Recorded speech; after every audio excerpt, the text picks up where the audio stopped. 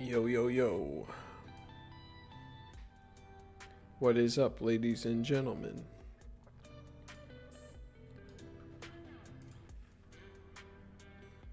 Let me tweet out this link real quick. Happy Monday. Here we go. Rayshaun Benny live stream analysis starting now. There we go.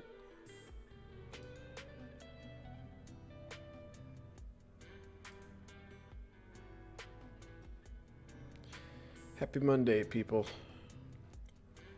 Welcome, Aaron. We'll get going in a couple minutes here. Let people flow in. But, man, glad Monday's over. Tell you what, man. Mondays just don't like them. But as soon as Monday night hits, it's just like, all right, I'm there.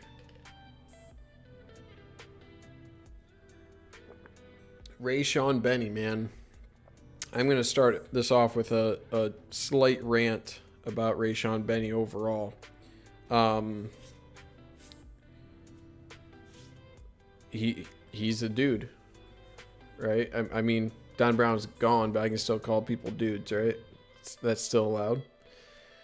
But 6'5", man. 6'5", 275. Long length, top 200 guy on the composite. A guy who was committed to the Michigan State Spartans, pulled away from the Spartans after early signing day. Welcome, Holy Reaver 97. Welcome to the stream. We'll get going here in just a minute. Let people flow in. Let me actually pull up my pen that I use. All right, my hot take.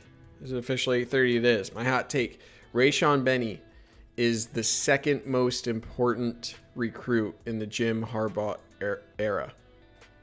Okay? Since Jim Harbaugh arrived, Rayshaun Benny is the second most important recruit. Number one is J.J. McCarthy, because he held together this class. Without him, if there's any future of Jim Harbaugh, I think the offensive talent that J.J. McCarthy kept together as a part of the 21 class was absolutely huge. But the number two most important recruit in the Jim Harbaugh era is Rayshaun Benny. All right, this is one of those rare guys who brings a relatively high floor because of his physical nature. He's already 275 at 6'5". His playing weight will be closer to 300, maybe 285, probably 290. But man, a guy who was going to Michigan State. He was committed to Michigan State. Michigan kept on him through early signing period. He didn't sign, and Michigan retained Sean Nua. Turned out to be the right move to get Rayshaun Benny, at least, right, in that regard. Let me remove my glasses because there's some nasty glare. So, position of need, right? Interior defensive line, everyone knows that it's been an issue for Michigan. This helps shore that up quite a bit. I already mentioned he's kind of a higher floor because of his physical nature. He's a super high ceiling still that he has yet to realize, because he only started playing interior a bit his junior year, right? He's been on the offensive side as an offensive tackle. He's a two-way player. So again, going back to his physical side, he's got the durability. He's got the stamina to play as a defensive tackle because he played both ways. He's not a guy who just focused on one side of the ball throughout his career. He has a lot of experience. And because he's only really started focusing on interior defensive line, he still has a lot to learn, right? And that's totally fine, because the athleticism he brings, he's going to be a difference maker. He's got a super high ceiling that he has yet to scratch the surface of. So position of need, super high ceiling, and this was the time where Michigan State really needed to take hold of the rivalry when it comes to recruiting, right? Michigan State could win one or two recruits here or there. This was one of those guys, right? Oak Park, never a school that Michigan has done well at. Never. Clinkscale actually pulled a few 4-stars away from Michigan into Kentucky, right? Justin Rogers, huge 4-star of the 2020 class. They did exactly that. So this was the time, right? Straight off of an upset, you had to capitalize on that for Michigan State's future on in-state recruiting. And Michigan kind of put that to bed with winning this recruitment. So position of need, his super high ceiling, and stealing away from a in-state rival. It's huge, man. It's huge. He's playing defense. Yeah. Okay, let's get to his film here. So yeah, I think he's the second most important recruit of the Harbaugh era. I think he might have the highest ceiling. Okay, and that's even with J.J. McCarthy. So we'll be watching this. We're going to start with his senior highlights here. So I won't talk too much of his offensive highlights here. So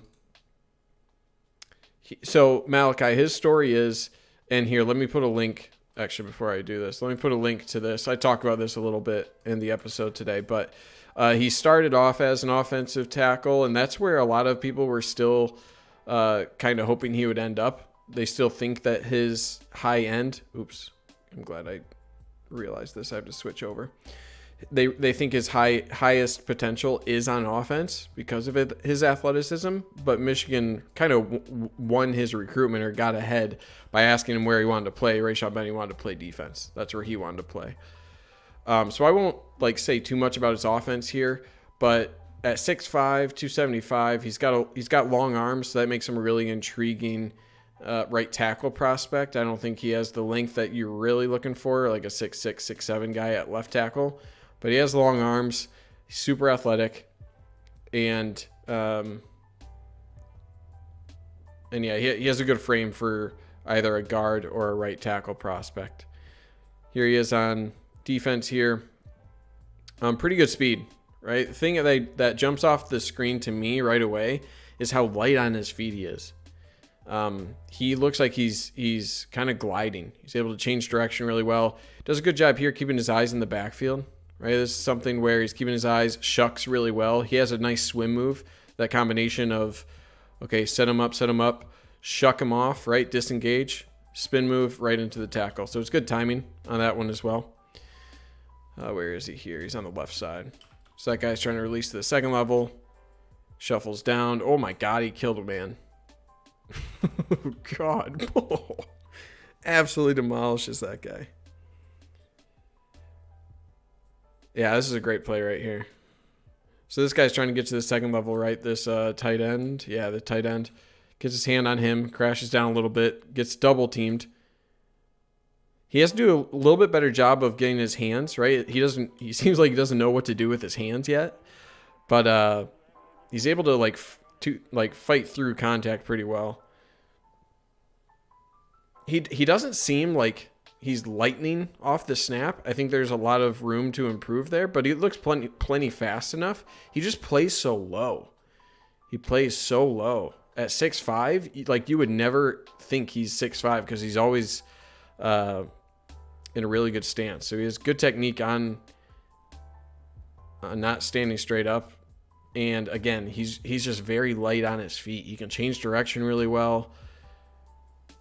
He just never looks like he's heavy-footed or planted, So, yeah, I mean, we're watching a lot of him at defensive end, and this is what I mean, where he just didn't really play at the position that he will be playing. He just didn't. They needed him on the outside more. They played him on the outside. So there's a lot of skills that you have to that spin move, that rip move right there. That's going to be utilized on the inside quite a bit. But, yeah, I mean, he was used as a defensive end, right? So how much of these skills can you really learn from? Some, right? I like his ability here working down the line, able to disengage, fight through contact. He's pretty tenacious, doesn't give up on the play there. But, yeah, he just needs to do – he has a nice long frame, right? Those are some long arms with that 6'5" frame. He just needs to do a better job of – again, kind of syncing that up with his body. Caused a fumble, looked like there, or at least was going for it. There's a little bit better job of arm extension. He looks pretty developed in the lower body, right? And a lot of these guys, I think Julius Welshoff was a guy last year that finally you could start seeing it. Their lower body, it just takes a minute for their lower body to fill in, and he already kind of has that. You can see he's got a bud on him, and that might sound weird, but that's something that just takes time. And for college guys, that's like really important to fully fill out your legs. Oh man, that's just unfair for this tight end. Right, he just shucks him off. But yeah, I really like that he's a two-way player, because you think early on in his career, he's not going to be playing every snap, right? He played pretty, like, damn near every snap here in high school, whether on offense. Now we're going to his junior year. So he was out with an injury his first 4 or 5 games his senior year. He came back for the playoffs and rattled off 4 straight wins.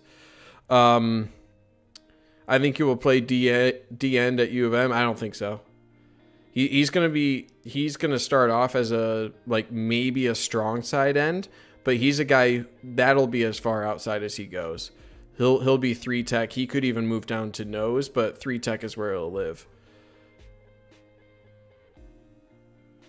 I think he can bulk up to 285, 295, no problem. Like, I think his lower body is filled out, but I think his upper body, he can still add some strength there. I think he has so much potential on the inside, man. Because think about, like, most interior offensive linemen, they're not 6'5", right? They're not 6'5", and he has such great pad level. That's what makes him so good on the offensive side. That's why a lot of guys liked him. Look how well he bends, right? He stays really low, and he drives really well off the snap. See if we can watch more offensive line clips of him here. Oh, he's on defense here. I didn't even see what that clip was. But no, man, I want him on the inside.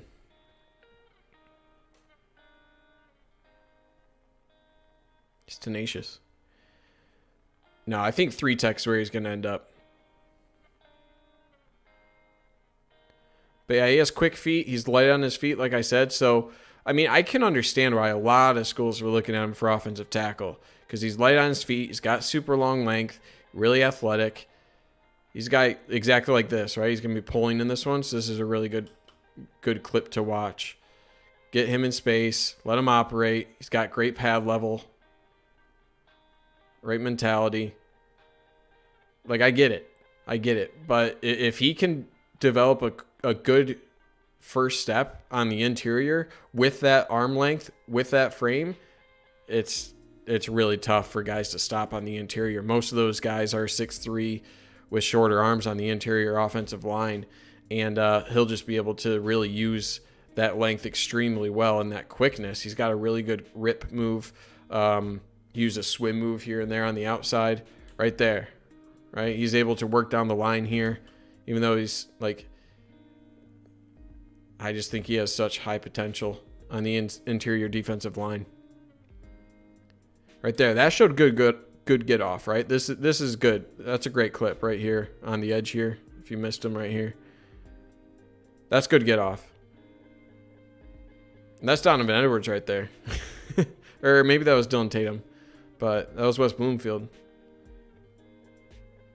Yeah, right there. That's the clip where it's like, yeah, get this guy on the offensive line, right? Him pulling. It's a scary sight. But I love it. I love an offensive lineman who goes both ways like this, because, like I said, he played every down. And he's not going to have to do that early on in his career.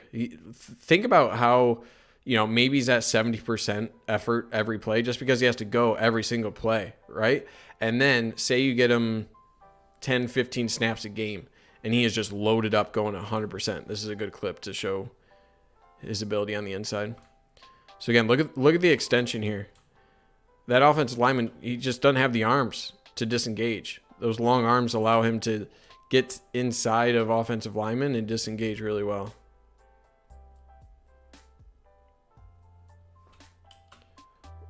See, 3 tech assumes 4-3 words will be a 4 tech and a 3-4. Yeah, that's true. I guess I just mean I don't expect him to be an edge rusher, right? A strong side end in a 3-4 has more interior duties than a 4-3 D end, right? That's fair. That's fair.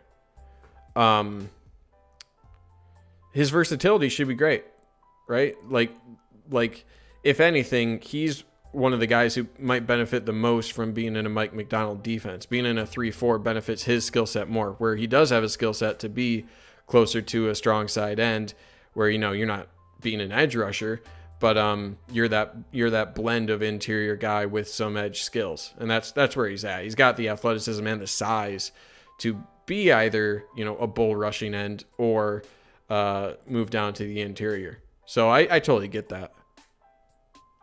He still muscles guys a little bit as a tackle. Oh, here he is. He's actually on the interior on this one, so this will be a good one to watch. He does a good job keeping his eyes in the backfield, which is obviously important if you're on the inside. What's he going to do here? In the open field, he's just sprinting. Look at that. Oh, I love it. Just rushing downfield. Oh, that's pretty good. All right, his defensive end here. Oh, that's a good pop, right? This is a good initial pop, and this is what I want to see more of use of his hands, because, again, he's got a long frame. And look, as soon as he extends there, that guy just loses grip, right? It's not a lot of guys. It's just a physical thing. How many guys have that athleticism at that size and that length? It's just hard. So he's just got to put it together. But he has good instincts of when to disengage, his timing. And that goes kind of alongside his eyes in the backfield. He's able to time things really well.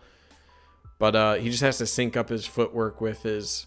because he has good feet. I like his feet a lot. But sync up his hands and his punch with his feet on the defensive side.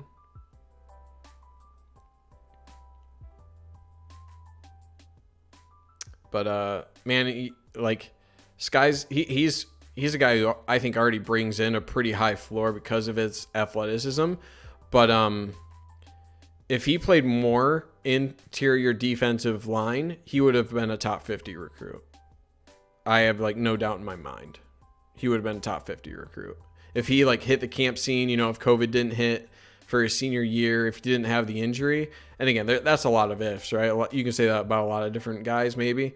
But with his frame and his skill set, I think he would have been a dude, like a five-star type guy.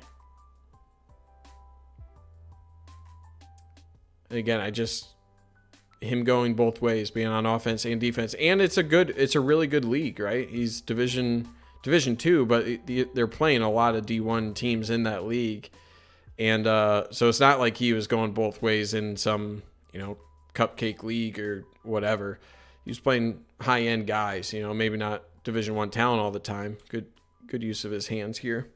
Again, he has good extension, right? At the end of the play, when it's time to disengage, he again has good timing there to extend his arms. The guy kind of loses it, and he's able to use that frame to extend beyond that. So he's just a guy who has a lot of tools, right? You try to find a limitation of why isn't he going to be a really good, what is his limiting factor? And there's not a whole lot with him. There's always one or two things where it's maybe his speed, maybe his overall athleticism isn't up there. It just takes time for defensive linemen, but look at that, right? It changed the direction right there. I kind of got hit a little bit, but didn't give up and ended up making the tackle. And absolute worst case scenario, put him on offense, right? I don't think you need him there, but he's got experience. He's got a great frame for it too.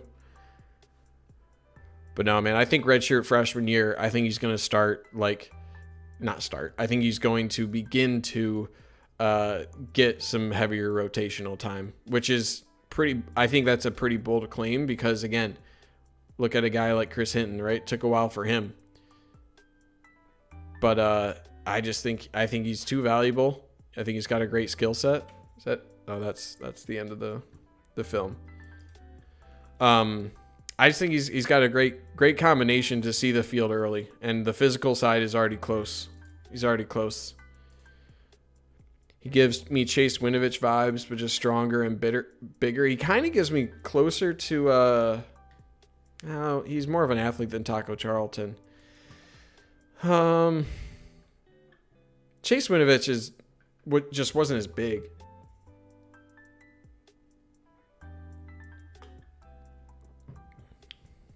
And Frank Clark was more of an edge guy. Taco Charlton might be the best guy, kind of like a bulkier defensive end. I don't know. My player comp for him was Chris Hinton.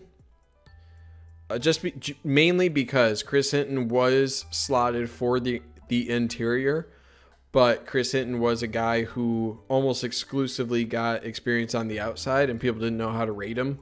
Where it's like, yeah, this guy's probably going to be defensive tackle, but like we haven't seen him a whole lot there. There's still a lot to be, he kind of outgrew the defensive end position. And that's kind of similar to Rayshaun Benny, where it's like, yeah, he's been playing a lot of defensive end, a lot of offensive tackle. He's probably he wants to play defensive tackle, so he's going to be there, but we don't really know how he's going to turn into that. So Chris Hinton, I think, is an okay comparison. Not really, because Benny is just a super high ceiling athlete who still needs to learn the position.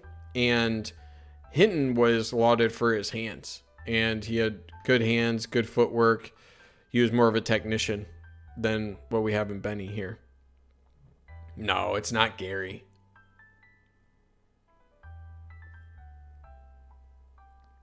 Now, you want to talk about someone who probably could have been an absolute star in a 3-4 if you really put the time in to be a strong side defensive end. Okay, you could say alternate universe Rayshaun Gary.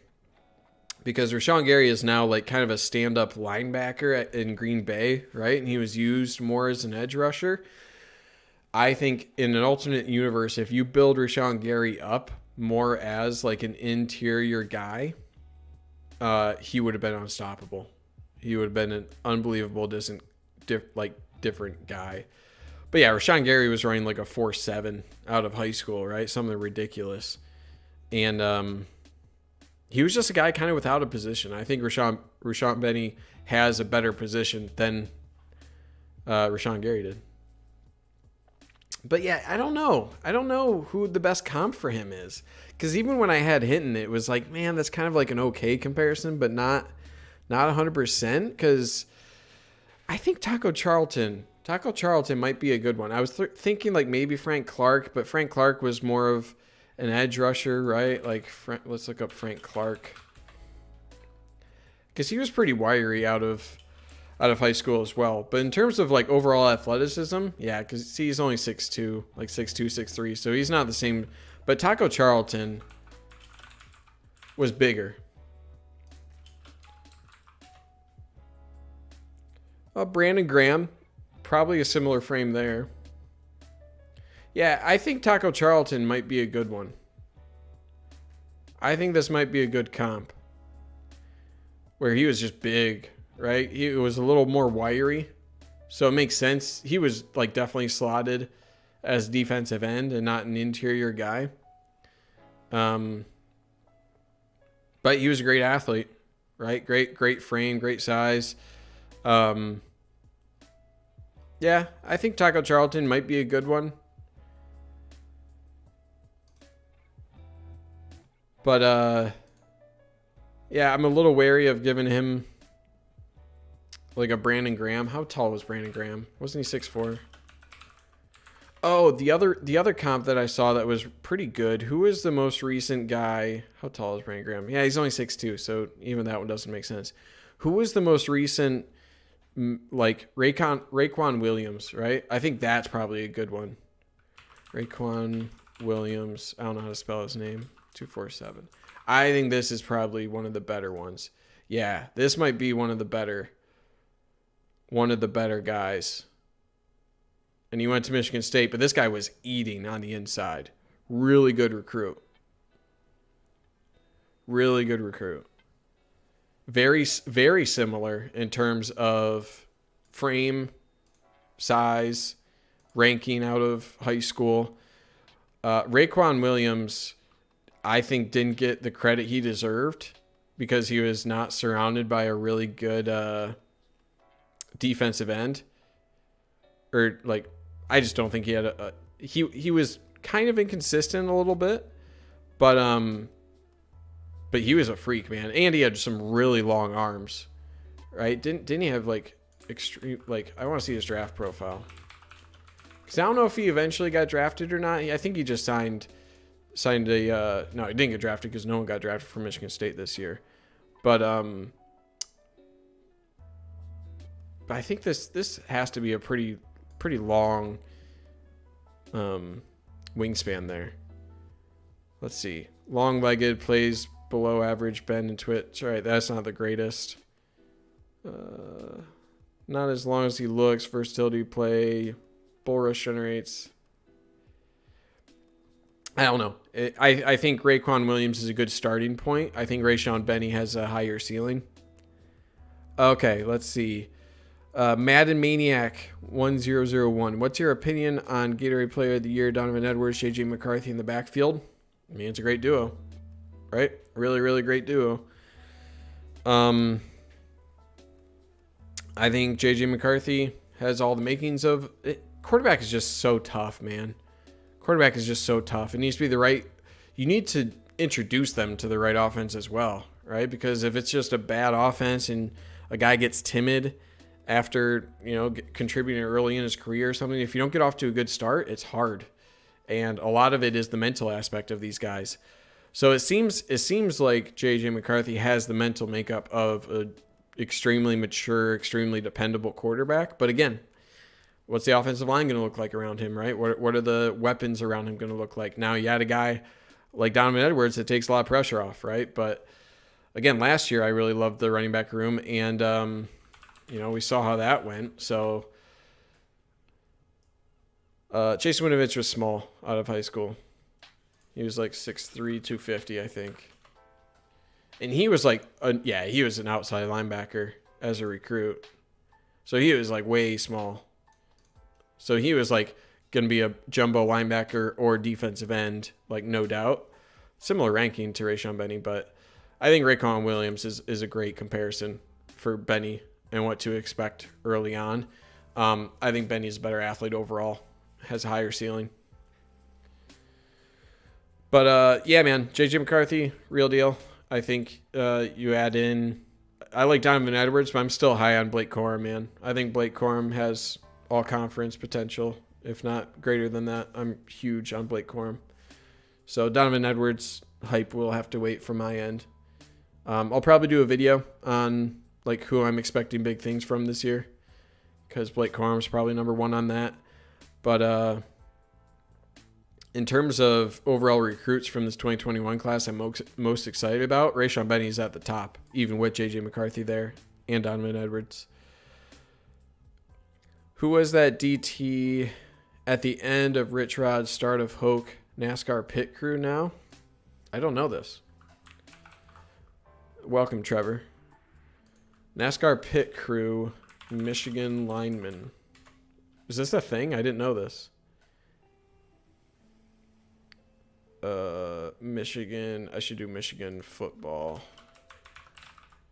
There was a guy who was a Michigan. Like what? Oh, okay. Former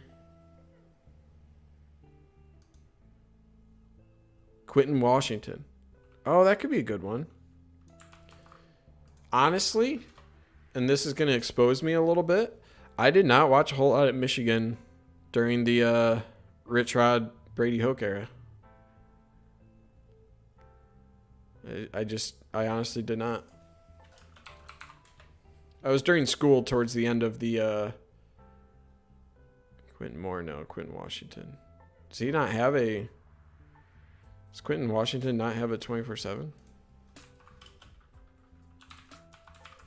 But no, I was in school, so I didn't really watch Brady Hoke's era that much. Only freshman year, 2011. That was a great year. Quentin Washington. Oh, I was spelling it wrong. Copy and pasted it. I blame you, Trevor. 6'4". Oh, he is a big boy. He was huge out of high school. Holy cow. Look at that.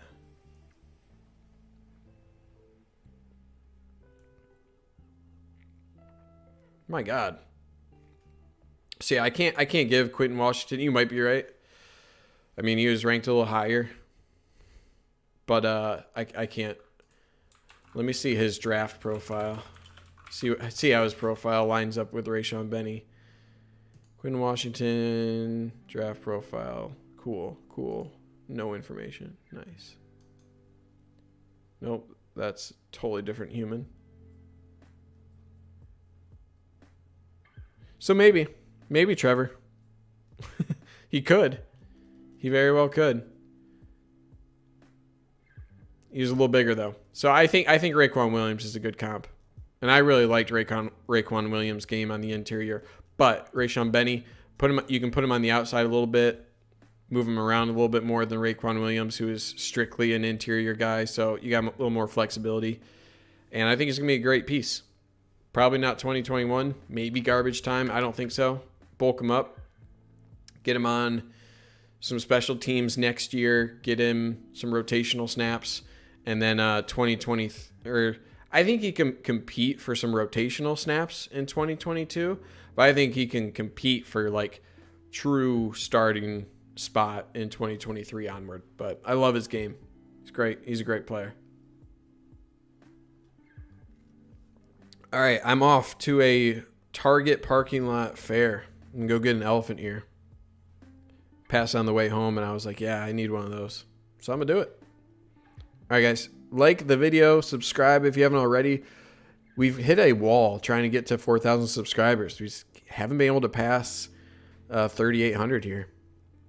So if you can, like this video, share it, comment on it, subscribe. With 17 accounts, I would appreciate it. Aaron Bryan, I think you could see some real playing time this year. No way, man. Hey, man, if he sees playing time this year, tweet at me, and I'll give you the, I don't know. I'll give you a shout out on every video if he really, really does contribute this year. I just don't see it. It's so hard for a guy to make a contribution this early. All right, guys. Take care. I'll see you on Wednesday. I'll be back.